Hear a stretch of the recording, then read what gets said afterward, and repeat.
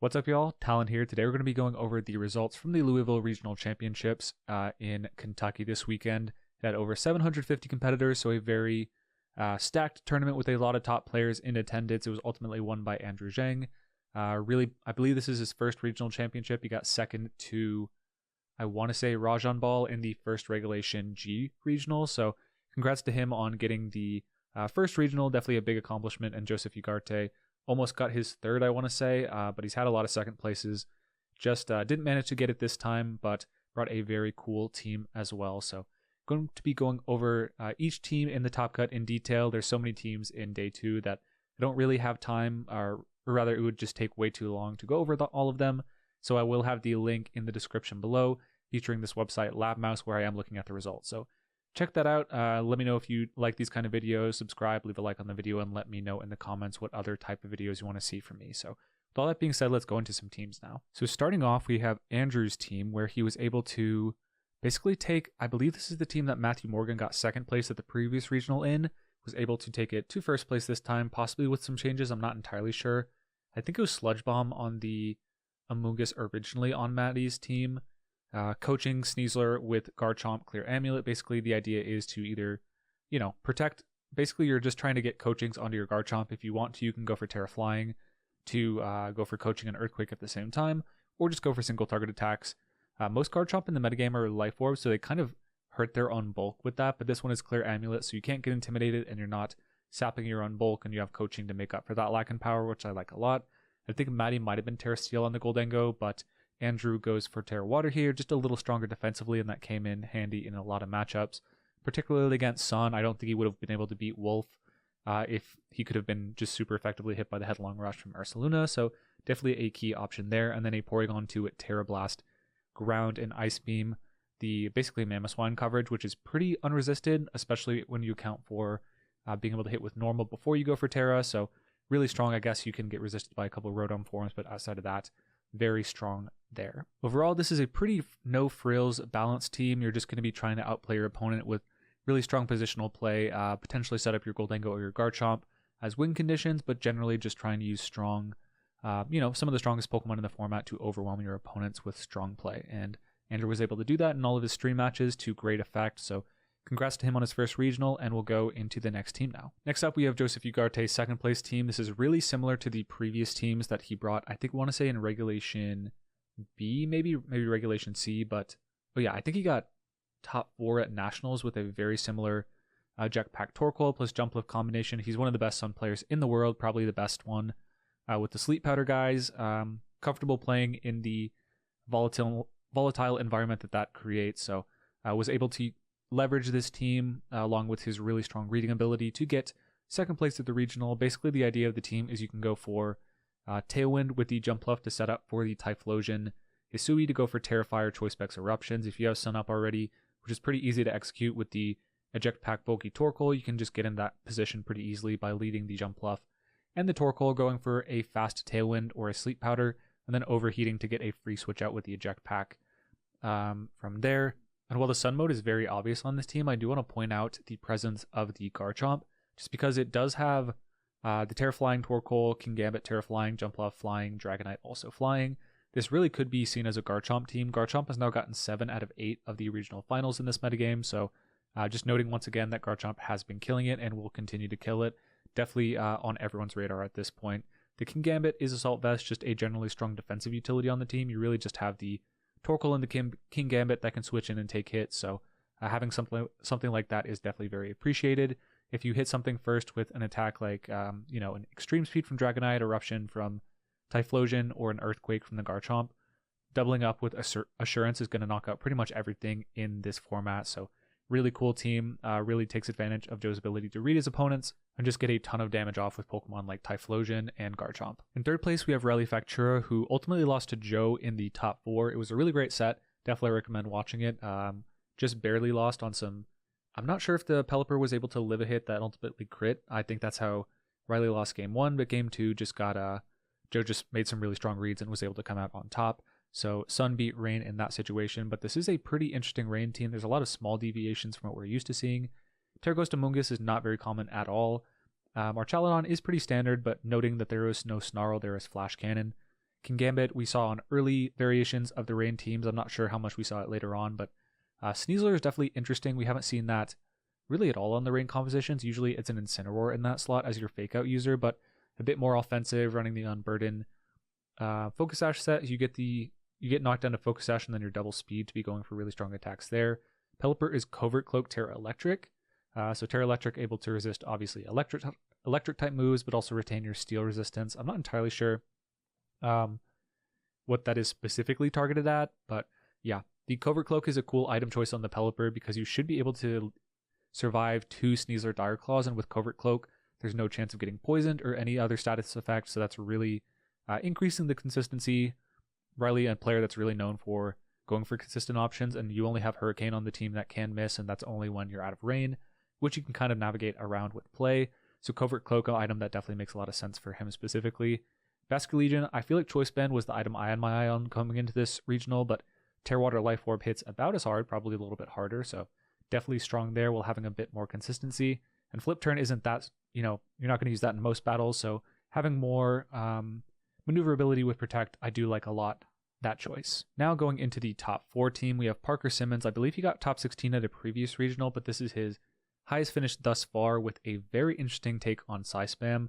There's a lot of familiar elements. The Torkoal, Ursaluna, Indeedee, and Gallade are pretty standard components at this point. Zoroark, honestly, on some level, is pretty common as well. I know Len, Alex Soto, one of the strongest PsySpam Trick Room players, had that on one of his compositions early on. It definitely introduces a lot of situations where you can kind of lead Indeedee and then another Pokemon, or, another Pokemon and Indeedee, I guess, but usually it's going to be something like Indeedee with either Exeggutor or Gallade, but it's actually Zoroark on lead. You can go for a really strong Tera Hyper Voice if you want to, with Helping Hand from Indeedee, from the Choice Spec Zoroark, and just take a KO there. Shadow Ball, Flamethrower, whatever you need to take a knockout into a problematic Pokemon for your Trick Room team. And then you can also just the next game go for your Trick Room mode, like Indeedee Exeggutor or Indeedee Gallade. The Exeggutor actually has the same special attacking stat as an Armarouge, so it's no slouch on the offensive department, as well as being able to basically function as both a Lilligant and a Trick Room setter. You have the option to go for a Sleep Powder, just switch to your Torkoal turn 1 as a mix-up and go for Sleep Powder instead of going for Trick Room, or just switch, basically have Sun Up early, switch into your Indeedee and go for Tera Psychic Expanding Force. It's a really cool addition to the team, definitely gave a lot of players trouble before being eliminated by Andrew Zheng in the top 4, but definitely a team that you should probably start getting familiar with your matchup into. Seems like a very strong iteration of PsySpam that might start elevating it. Once again, I think people were largely sleeping on Trick Room PsySpam, but this team definitely showing that we really can't afford to do that anymore when such a threatening team is a strong force in the meta right now. Next up, we have Marco Martinez, who is kind of an older player, I guess, at this point. He's not new, that's for sure. He was playing back in the 2020 Players' Cup days and was doing pretty well then, but has been a player I've definitely been watching for a long time, hoping he'd pop off just because I think he's very talented, played with him in a couple team tours. But yeah, brought a very solid team here with many physical attackers just to take advantage of Sneasler's coaching. Basically, everything but the Gastrodon takes really strong advantage of the coaching. You have a Dragonite with Scale Shot, so you can bulk up. Basically, you can offset one of your Scale Shot defense drops while boosting your attack stat and getting a speed boost from the Scale Shot. That can be very threatening, especially against opposing Sneasler. Scale Shot should just knock it out in one hit. With the loaded dice, the multi-scale allows it to take hits really well. You also have coaching on the Rillaboom. Miracle Seed plus Wood Hammer does monstrous damage after you have one coaching boost, and I honestly think that a coaching high horsepower would probably knock out a Goldengo. Might get pretty close to Kingambit. I'd imagine it puts it in range for a Grassy Glide. So a really cool option there. Your own Kingambit is, of course, a strong target that you can just be very bulky on the field on both the physical and special side and become really hard to deal with your great coverage in Kowtow, Ironhead, and Terra Blast, as well as having the option to clean up any Pokemon that barely live your hits with Sucker Punch. Last up on the team is the Ceruledge. I believe this has been a set with coaching that's been going around, but I think it's its first really deep run. I could be wrong about that. There could have been a couple that snuck into top 16s at other regionals, but yeah, this bulk up Bitterblade set with coaching stacks up +1 in defense and attack really well. If you go for coaching plus bulk up, you've basically gone for Iron Defense and Swords Dance in the same turn. From there, even if you've taken damage, Leftovers heals a lot of damage. Grassy Seed heals you up a ton, and then you have Bitterblade to just do a huge amount of damage to pretty much any Pokemon and heal up any damage you might have taken. and Shadow Sneak, of course, to clean up opposing Pokemon. Lots of priority on this team. I believe if you count Fake Out, that means that 5 out of 6 of the Pokemon have that. And then last up, we have the Gastrodon, which is when you have such a physical setup-oriented team, you do need a pretty hard stop the Dondozo, and Gastrodon is the attempt to do that with the Clear Smog, although we did see a lot of Tera Steel Dondozo at this regional that might have made that a little less effective. Next up is Colin Higher, which is, I believe, the highest placing Dragapult balance team. Going into the top Dragapult team at this regional, there was actually 2 right next to each other in top 8, but it didn't do as well as it did in Europe. We have Colin Higher with a different take on it. There's a lot of similar components, but we have a Dondozo over the typical Primarina. Primarina not doing as well in the North American circuit as it has been doing in EU. But yeah, basically the focus of this team is to set up either the Dragapult to do a ton of damage, or the Volcarona with the Quiver Dance, Heat Wave, Terra Blast set, which is a cool set. You have Covert Cloak to be able to not get Dire Claw, paralyzed, slept, or etc. I guess poisoned, by the Sneasler, which can be very, very solid. If you get a little bit of chip on it, you can go for 1 Quiver Dance and then probably KO it with a Grassy Glide or a Heat Wave, which is definitely nice. Having the insurance that you're not going to get Dire Clawed on 1 Pokemon on your team is super appreciated. Aside from that, we have a Dondozo, which serves as an kind of your own Dondozo soft answer. You can go for a Yawn into it, basically slow it down that way, and then start firing off Fissures. Although it's really inaccurate, if you get enough turns with the Dondozo on the field, just clicking it, eventually it's going to hit. So really strong there. And then, of course, the Electabuzz as a kind of glue Pokemon to allow you to not really think about Amoonguss in your team building. Having a Taunt Electabuzz to taunt an Amoonguss, taunt Trick Room, and then just go for Follow Me into the Sleep Powder or Spore users in the format is much appreciated. Outside of that, not a lot to comment on, but I do, of course, love high horsepower on Rillaboom. I think that's way better than U-Turn, and Colin taking, using that on his team as well. Next up is Carey, who had a big win over Carson, the undefeated, in the top 16 match. He has a Tauros was on a lot of these balance compositions early, but it has fallen off. But we have the Mirror Herb Tauros to be able to intimidate an opposing Defiant Pokemon. We saw that activate against Carson's Annihilate. If you get the Intimidate off, they get Defiance boost. So basically they get the +2 boost, but they start at -1, so they only get to +1. Tauros just takes the boost, so it ends up at +2 and is threatening a ton of damage with Terra Water Wave Crash. That definitely carried a lot of the matches against Carson. A lot of standard elements on this team, very similar to Collins. We have the Swords Dance, Terra Dark, King Gambit with the Fake Out Rillaboom and the Electabuzz with the Follow Me to support it, as well as the Volcarona. This is really taking a lot of cues from the early King Gambit Electabuzz teams where you're just going for King Gambit and Volcarona setup. We saw a bit of deviations later on, but Dragapult is definitely interesting. I don't think we saw a lot of special at any point. Carey, I think, mentioned it was really strong specifically against Dondozo teams with Terra Dragon, Shadow Ball, or Fire Blast in the case of Terra Steel Dondozo. So overall, really cool team. I'd imagine there's a lot that you can do against opposing Dragapult. If you go Timid, you don't have to worry about losing out on some Adamant damage calcs, and you're able to go for a Draco Meteor and just knock them out, where most of them are Adamant. So cool team from him. I'm not sure if I've seen him doing, the name isn't super familiar from previous results, so very huge finish. Congrats to him on this one. Last and not least, in the top 8 is Wolf Glick, of course, with a really cool innovation on the Porygon 2 Ursaluna teams. Him and Yotam Cohen were able to pilot this team to top cut finishes. Basically, the way this team differs from opposing Ursaluna teams in the metagame is that you have an alternative Tailwind offensive mode that the Ursaluna can slot into just as easily as Trick Room. Ursaluna with a bit of speed can actually function pretty well in Tailwind, which we saw Wolf's Ursaluna was pretty fast, outspeeding some Incineroars on the stream.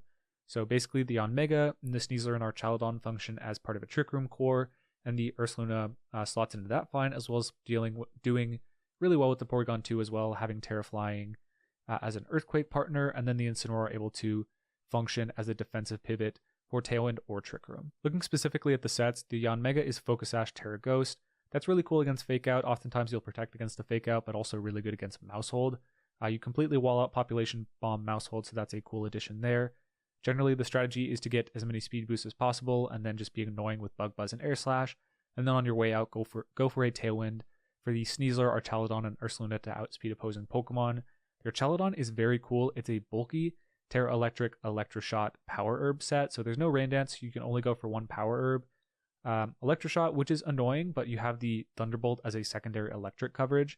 Terra Electric Electroshot should knock out any Goldengo you play, should knock out King Gambit unless they're very specially bulky or Assault Vest, so You're able to ignore the typical redirection setup options that a lot of basically the Sneasler Dragapult teams try and go for. You can completely ignore that with the Stalwart and take a quick knockout. Overall, a very cool team. I did release a rental code recreation, basically my guesstimate of the EV spreads, but I believe Wolf is going to be doing a breakdown of the team on his Patreon, so definitely check that out as well. Next up, in 9th place, we have the top finishing Dozo player, Carson Confer. He's been really on it since the start of, honestly, Sword and, I guess it's Scarlet and Violet now. Yeah, he's been on Dozo since then, since Regulation A. Basically, he went for a deviation from the Tera Grass that was really popular on most Dondozo teams earlier, going for Tera Steel. I thought Oblivious Dondozo at Tera Steel was going to be the set of the, set of the regional. Got it half right. It is unaware still. Just, you can't really beat other Dondozo that easily if you go Oblivious, so favoring unaware for that matchup, and a couple others. Aside from that, there's a couple of really interesting choices. We have a PsySpam mode with the Indeedee going for Expanding Force, setting up the Sneasler with the Psychic Seed to get an Unburden boost.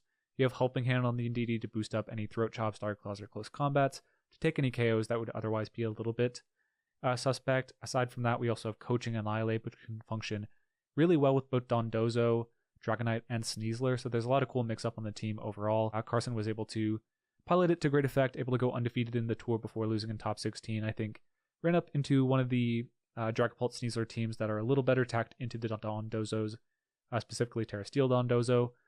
So a bit of bad luck there, but his opponent also played pretty well, so can't be too upset about that. Next up, we have Alberto Lara, who brought a team that should be pretty familiar to you if you're a big fan of Alberto. We have the Corviknight and the Choice Scarf Garchomp. Always some of his favorite choices. He tends to like Volcarona as well with Quiver Dance. Now we have a Ninetales with Aurora Veil, consistently able to allow for the Corviknight and the Volcarona to set up. We have Coaching Sneasler, which can allow the Garchomp, Dragonite, and Corviknight to, again, set up pretty well. Life Orb Dragonite is an interesting choice. Haven't seen a lot of that. Have seen mostly Lumberry Multiscale, but this one is very, very offensively oriented. I'm kind of interested in the inner focus. I guess Mirror Armor is not sufficient counterplay for Incineroar, or at least Alberto identified he might be a little weaker to Intimidate than you might think with the Mirror Armor on the core, but yeah, the damage output from a Coaching boosted Life Orb Terraflying Dragonite is definitely going to be nothing to sneeze at. It is interesting that the Garchomp is Choice Scarf, just showing that there are a lot more sets than just the Life Orb and Clear Amulet that can do well in this metagame, so yeah, I think Choice Band has also been common in this format, so we probably won't end up seeing Choice Specs, but I don't think Assault Vest is out of question. There's a whole lot of experimentation we can do with this Pokemon that has won, like, I think 3 out of 4 of the regionals, and has also gotten 7 out of 8 of the finalist slot, so one of the strongest Pokemon, Choice Scarf taking a big finish here. Andrew Novak was able to get 11th place overall with a very flying-oriented team. We have 4 Pokemon with Terra Flying. I think Joe also had a lot of Terra Flyings, to be fair, but just them all being congregated like this makes it a little more obvious on Andrew's team.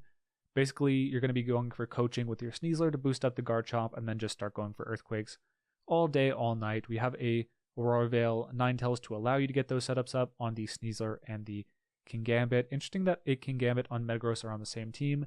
They do share a lot of the same weaknesses, but their strengths are definitely very different. Metagross just way bulkier out of the box, stronger into Sneasler, able to knock it out with a Psychic Fangs into Bullet Punch if they're the Focus Edge set. Another player who just identified that Garchomp's Earthquake might be the strongest spread move in the format, so freeing up as many of your Pokemon to attack alongside it as possible with the Terra Flying is a good call. Next we have Nora Bowman with another Garchomp team. This one another Choice Scarf one, but no Earthquake, just Outrage as the filler slot. Pretty interesting. Huge finish from Mimikyu getting in the top 16. Sneasler without Coaching, you might expect it with the physical Pokemon here, but nope, pretty standard with the just a standard Fake Out, Dire Claw, Close Combat, Poison Touch set. Ursaluna Bloodmoon with the Assault Vest, despite not really being on a Trick Room team. This team is just very, very balanced. There's not a whole lot of mix-up you can do. I guess you can go for the Mimikyu as a Trick Room option with the Ursaluna, but damage output isn't going to be that crazy without Life Orb, so just a very balanced core overall. Well done to Nora for getting way deep in this format. I don't think that Nora had been playing in recent tournaments, had been focusing on TCG, so a big return to form here. Next up, we have Joshua Robertson. I believe this is a team that a European player piloted to, I want to say top 8 or top 16 at Dortmund. Very similar, the Choice Scarf, Basc Legion, Ninetales with the I don't know if they had Aurora Veil on that team. This one does not. It has Encore, Blizzard, Freeze Dry. But basically the focus of the Rillaboom and the Electabuzz to protect Kommo-o to go for Throat Spray, Clangorous Soul to get a +2 in special attack and +1 in all the other stats, and then sweep with Clanging Scales and Flamethrower, having the Terrifier to be able to resist any damage from Primarina, and having a lot of Pokemon to deal with that otherwise. Like Primarina doesn't love taking a couple Electro Webs, Freeze Dry from Ninetales, Last Respects from Basc Legion, Rillaboom's Woodhammer. The list goes on. It does really poorly against the rest of the team. Next we have Zachary Minich. Brought a, whoops, that is the wrong button. He brought a team that I think won the, was it the Lima Regional? I'm not entirely sure, but I feel like this team did win a Latin American Regional very recently. The Ursaluna Bloodmoon and Farigarath instead of the Porygon 2 and Ursaluna standard form as the Trick Room core. We have Incineroar, Flamigo, Goldengo. So yeah, very similar to the original Guts Ursaluna team that got top 4 at Baltimore. We have a Clefable for Follow Me instead of a Mungus as a Follow Me user. So yeah, a lot of similarities there. Misty Terrain on the Clefable is really cool. Allows you to deal with the Mungus, which can otherwise be really threatening for Trick Room teams. Dual Wing Beat on the Flamigo is a strong tech to deal with both Vivian and Sneasler's Focus Ashes. Just knocking them both out through that is a cool option. And yeah, just notable that this is probably the only really offensive Ursaluna Bloodmoon team that we have seen, like a Trick Room oriented team that everyone thought was going to be really strong early on. So probably something to watch, get familiar with, just because I think people are largely disrespecting Trick Room Ursaluna at this point, even though a lot of people thought it was going to be the strongest or one of the strongest cores in the format. So some early sparks of greatness from that Pokemon here. Next up, we have a similar team to Joshua, but a couple key differences. We have a support Volcarona instead of the Electabuzz for the Kommo-o. Very similar set, exactly the same actually, soundproof Terrifier. We have the Sneasler, Rillaboom, Kingambit, again, set-up Pokemon, but instead of the support Ninetales, we have a Choice Specs one. I like that a lot. Normally, I'd like Tera Ghost just to be able to deal with Sneasler really well, but going Tera Ice just for maximum damage. It does have Aurora Veil on this one, even though it is a Choice Specs one. Sometimes the best thing to do is actually just go for Aurora Veil to allow the rest of your Pokemon to stall. You're basically just to survive hits and then switch out the Ninetales and attack later on. But yeah, I think I will just focus on the Volcarona since that is the main key difference from Joshua's team. Rage Powder, basically, Flame Body's a really strong ability against Sneasler. You can break their Focus Ash if they go for Dire Claw into you. 30% of the time they'll get burned and just be offering very little offensive damage, so that's really solid. You can also just Will-O-Wisp them if you want that more consistently. Tailwind is cool. You can go for Protect with your Kingambit or your Sneasler or maybe even your Kommo-o and then get to attack the next turn, having gained the speed advantage. And then yeah, just overall, having a Rage Powder Pokemon that has a 30% chance to burn your physical attackers, very, very annoying. This is also strong against Kingambit with the Rage Powder Tera Fairy set, as well as just being able to Will-O-Wisp their Kingambit if they do not attack. I didn't really mention, but Safety Goggles Kingambit I think is really smart. It deals with a lot of the Amoonguss cores that were really strong earlier in the format, but might be falling off a little bit. I mean, kind of did ultimately win the regional, so I do like Safety Goggles Kingambit a lot. Good call from Lou there. Last team in the top 16 before I will kind of just start picking out teams that I think are cool from the remaining of the top cut and in day 2. So yeah, basically there is this team from Junshi Zoo was able to get top 16, the highest finishing PALAFIN at the event. So PALAFIN finally got a top cut in this format. I think everyone was like, well, not everyone. There's a lot of people who are like, nah, PALAFIN is just completely washed. There's no reason to use it, but very creative team building effort here to make it work.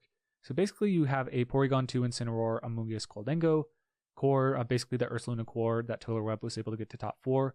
But we've replaced sometimes it was Tyranitar over Flamigo to begin with, but now we have a Choice Scarf Tyranitar with Icy Wind to set up for both the Goldengo and the PALAFIN to do really great damage, as well as just being a strong answer to things like Typhlosion, being able to override Rain. There's a lot of cool things that Tyranitar can do. A lot of great matchups for that Pokemon. And then the PALAFIN, able to go for Choice Band Terra Water Flip Turn early in the battle, maybe not take a knockout, but definitely chip something pretty severely, and later on go for the Terra Water Wave Crashes, having become a hero and deal a ton of damage that way. You can also go for Close Combat if you lead into a Kingambit and just knock that out right away. I imagine if they don't Terra, that's going to knock out, but you're really pressuring them to Terra or Protect with that option, so I do think it is very important it's on the set for sure. So yeah, that was the top 16. I am going to move into some of the more interesting teams from the top cut. We have Luke Bauer able to get, I believe this might be his first top cut in a tournament, so congrats to Jin Fury for a big finish here. Overall, a pretty standard Rain team outside of the presence of the Charizard with the Choice Scarf, Solar Power, Tera Fire, Heat Wave, and Overheat to function next to the Torkoal as a mix-up instead of Lilligant. Just going all-out offense here, which is pretty cool. Beyond that, we have a Covert Cloak Hatterene, which is really strong when you're facing against like a Snarl or Chaladon. Pretty annoying to play against that, so a lot of cool elements on the team. But yeah, the Charizard definitely the standout. Brian Fournier was able to take a top cut, but lose in the top 26, I want to say, top 27, something like that, with a cool Pledges team. We have Blaziken, Rillaboom, and Empoleon all carrying Pledge moves, so you can go for the Swamp, the Rainbow, or the Sea of Fire. I think Sea of Fire is generally the weakest because it's like not doing that much damage over 4 turns. It's not as strong as say like a G-Max Wildfire used to be. It's not on that level. I think the Grassy Pledge plus the Water Pledge to lower speeds is really cool for Ursaluna because you don't need Trick Room up to be able to deal a ton of damage. Same for Dragapult. You're just completely rolling over Tailwind teams by going for the Swamp. And then if you really want to, I guess you could run Tri-Attack on the Porygon too. This one doesn't have that, but if you got the Rainbow, it just doubles the effects of secondary effects. So you'd be going for basically Tri-Attack that is basically just a Dire Claw, a little bit better than Dire Claw. That'd be pretty cool. So overall, really solid team. Congrats to Brian for taking Pledges deep this weekend. Scrolling on down, we saw Matt Tidd had a pretty interesting iteration on Rain with Skill Swap Hatterene with a Charcoal Torkoal. So that does really well against Rain teams that completely rely on the Pelipper's Rain to allow your Pokemon to take hits. Having the Skill Swap to just Skill Swap Drought and Reset Sun as they try and switch in Pelipper can be pretty cool. We have a Life Orb Salamence with Dragon Claw, Dual Wing Beat, Temper Flare. Dual Wing Beat going to be, again, just a clean knockout in the Sneasler, so a lot of cool elements there. We see a Safety Goggles Swords Dance King Gambit. Early on in Scarlet and Violet, we saw on Alex Soto's Trick Room teams, he would basically just bring in the King Gambit a couple turns before Trick Room ended. Expected his opponent to be trying to double protect to stall out Trick Room. As his Psychic Terrain ended as well, he would get the Swords Dance up and then out of Trick Room still be able to sweep you with the Swords Dance up Sucker Punches. So cool team overall. Congrats to Matt on just, I think, being the highest rated 8-3 and getting the top 32 prizing. Or I guess second highest rated 8-3. Aside from that, there's not a lot of metagame relevant teams that I want to point out. There are a couple really cool teams that I might be featuring on the channel in the coming days. Definitely let me know if you want to see that. But we see a Rain team with Shell Smash, Water Spout, Blastoise with Choice Scarf Pelipper. If you don't want to go for Shell Smash, you can just go for Tailwind, Tera Water Spout. That's pretty cool. We also had a Glaceon and Skeledirge end up making the day 2 with a Bright Powder Glaceon with Snow Cloak. So you're basically having about a little more than a 70% chance to hit the Glaceon with any move, let alone a 90 or an 80 or even 70% accurate move. Definitely going to have a very low chance to hit the Glaceon. Get a lot of cheesy wins with that. There's actually another Charizard somewhere here. It wasn't quite a Trick Room team, but definitely the Charizard was there. Honestly, in general, I think there's way less of the Dragapult Rillaboom stuff that was doing so well in Europe. I think that largely was not able to convert into the top cut as well as it did in Dortmund. Where's that Charizard? I swear it was here somewhere. We have a Cryogonal, which on a Tailwind team is a pretty cool option to go for Icy Wind or Freeze Dry to set up the Garchomp to take KOs while being a Levitate Pokemon on its own, as well as having Haze for with Focus Sash to be able to haze away a Dozo, and then do a ton of damage on the subsequent turn with a Freeze Dry. But yeah, I was finally able to find it. The Charizard was able to go 8-3, so really impressive. Not quite on a dedicated Trick Room team, but again, paired with the Torkoal, this one going for Overheat, Eject Pack, Helping Hand, pretty similar to Joe's with a... so you can kind of just lead the Torkoal, go for Helping Hand, Tera Flyer, Heat Wave, and I imagine there's a lot of teams that just can't handle that if you don't miss, so that's pretty cool. Aside from that, we have the Indeedee Sneasler Psychic Seed on Burden combination, as well as a Clefable for defensive coverage for the rest of the team, and a Garchomp, of course. Pairs really strong with the Charizard. I'm a big fan of Char Garchomp, so might give that a spin myself. But yeah, that's going to be my coverage of the Louisville Regional Championship. A really cool tournament to spectate. Lots of cool teams that will dictate how the Louisville Regional Championship is going to go in the coming weeks, as well as Sacramento in America for the next North American tournament, I believe. If you enjoy these sort of tournament recaps, please subscribe to the channel, leave a like on the video, and comment which teams you want to see me feature on the channel in the upcoming days. Hope you guys enjoyed, and with all that being said, peace y'all.